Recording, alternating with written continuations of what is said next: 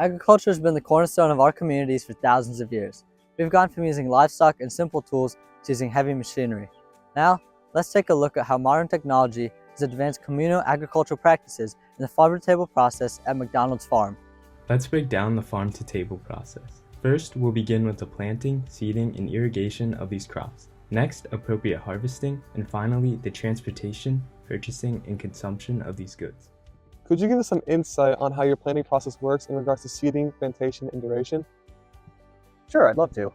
So we start our plants two different ways. Sometimes we'll direct seed them into the field, which means we just use a hand push or a tractor pulled seeder to drop the seeds directly in the ground where they'll grow. And then we just thin them and let them grow from there. A lot of our plants we will start in greenhouses in the spring. We have 2 greenhouses that we use to start seedling plugs. And those are for our long season plants like tomatoes, where we need to get the plants started at a time when the weather outside is still too cold for the plants themselves. And then when we plant, we transplant the seedling plugs with a tractor-pulled implement called the water wheel transplanter that allows us to sit in a spot and pluck the plants out of a tray and plant them as we drive down the bed.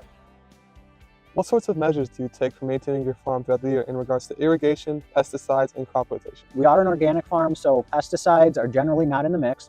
There are a few products that we are allowed to use, but we only use those if a crop failure or severe damage is imminent. 2 different ways that we irrigate our field crops. We have a large self-retracting water gun that can be pulled out to 580 feet in length. It has several speed and volume settings, so that way we're able to water our fields with the overhead irrigation, and each of our fields is just over 1 acre, which is about the capacity of the sprinkler. We also use drip irrigation in some of our longer season crops, like tomatoes, winter squash, and peppers. The drip irrigation allows us to avoid watering over the top where disease is an issue with those crops, and it puts the water right down where the roots are. As far as crop rotation goes, we do have several cover crop rotations with solanaceous, brassica plants, and a few of our other vegetables. We have 5-year rotations before we plant the field in the same plant family crop. That helps to prevent disease and insect pest buildup.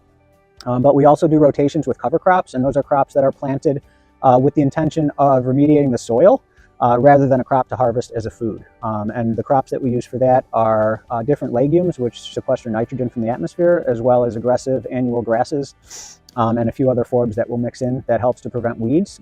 It also helps to break up the soil from compaction and provide nutrients to the soil while feeding the microorganisms in the soil the whole time the cover crop is there. That's probably the most important piece of our farm management. After the harvest season ends, the process of storing and transporting crops is handled a bit differently at McDonald's Farm.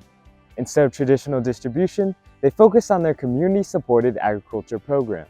After the season wraps up, typically after Thanksgiving, any remaining crops that aren't claimed by the employees are donated to Loaves and Fishes Food Pantry. Every Wednesday at 8 a.m., the Loaves and Fishes Food Pantry comes in with their pickup trucks to pick up about 400 to 500 pounds of food. On the lower end, it's about 200 to 300 pounds, and at the higher end, toward the end of the season, it's about 1,000. This year, the Loaves and Fishes Food Pantry has picked up over 8,000 pounds of food, and the McDonald's Farm has sent over 15,000 to the Itasca region. Now let's take a deeper dive into transportation of these goods.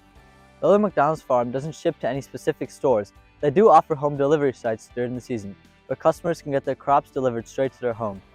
As to what these customers are buying, with a lot of vegetables getting sweeter as the frost comes in, there's spinach, as well as the carrots, and especially garlic are favorites to buy. Hi, we're here with Nita Awasti, a local from the Naperville area who's been a member of the Green Earth TSA program for about 8 years now.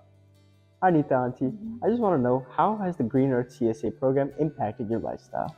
It's been impactful. For one, the food is delicious because it's fresh and locally grown. And second, it is healthy because of the short duration between harvest and consumption. And third is like I can go and pick up the fresh vegetables from the field as a member. Fourth is like, I get to be creative with my cooking because they offer vegetables I've never tried before. And how does the South Naperville location impact you? It's convenient, very convenient, because nothing can beat the convenience of getting fresh, locally grown vegetables, and that's I'm still a member. Thank you. Thank you. Agriculture is a $1.5 trillion industry. However, many Americans overlook the farm-to-table process. Now that we've explored each step of the farm-to-table process, from seeding to consumption, Let's make a dish together using local produce.